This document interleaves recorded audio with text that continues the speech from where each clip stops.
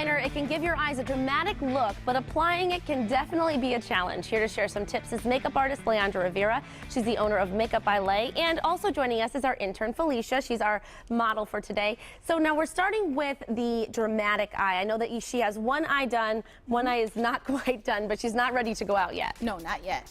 Well, eyeliner is very, very difficult. There's different ways and different types of eyeliner that you can use to get the effect that you're trying to achieve.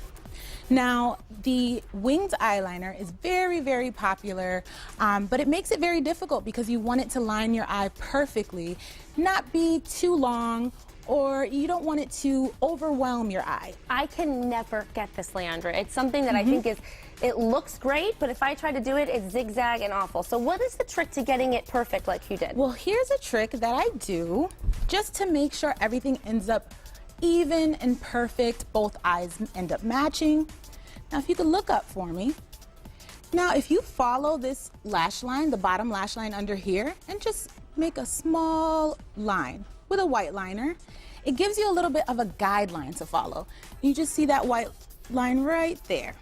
Now, that way you could follow a template that you kind of gave yourself, right? And if you could close, now you can start with the wing.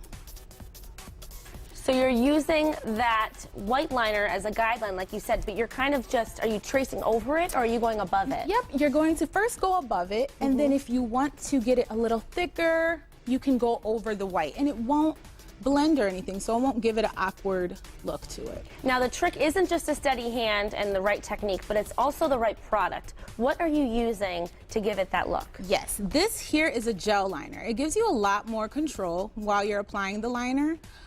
Even though liquid gives you a nice shine and it is a lot of fun to play with the liquid, it makes it a little more difficult to apply because the liquid is a lot more messy.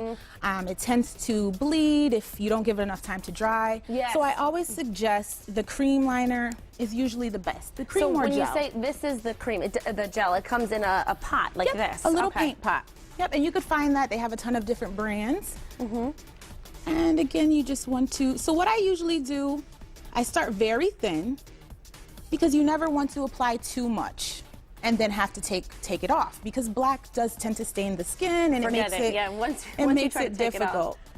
So you just drag it right across. And this here is a small eyeliner brush. You could get them, and usually before I apply the eyeliner, I like to make it very, very narrow and pointed because it gives you a bit more control. Okay. Okay, and then as you go along, you could thicken it up so everything matches. And that you're specifically doing, is that considered a cat eye, the wing, or is that? Yes, yep, it's considered a cat eye. Some people like it a bit more dramatic, like the Amy Winehouses and a lot more, yeah. Yes, that like it very dark, but you do what you're comfortable with. And with those guidelines, it makes it a lot easier to apply. It's obviously a dramatic look. Yes. What would you say for where it's appropriate to wear something like this, and at what age? I mean, maybe, you know, obviously girls start to like to wear makeup when they get into their teens, but this is something that's more dramatic. Yes, well, I feel you could kind of go either way with it. If you want it to be more toned down and more natural, you could do a very thin, fine line, which doesn't draw out the eyes as much. It's a little more toned down. Now, if you're going out for a night on the town and you want something a little more dramatic, then you could go full-on dark eyeliner. If you want to smoke it out and add a little bit of eyeshadow, you could do that as well, and that'll help tone down those abrupt, thick lines. So it seems like the tools that you want are definitely to have a nice fine brush, and you also want to have that white liner to give yourself a guideline when you're doing it. Can the white liner be used for anything else? I mean, I've heard of it being used on the bottom lash line. Oh, definitely, yes. The white eyeliner, I always say the darker colors will take things and hide them or make them appear smaller. Now, the white liner will give you a highlight underneath your eye and give the appearance of it being wider and brighter. So you could use that and have fun with it. What I also like to do is sometimes just take the pencil. Now, the pencil is also good for up top, but it doesn't give you that nice fine line.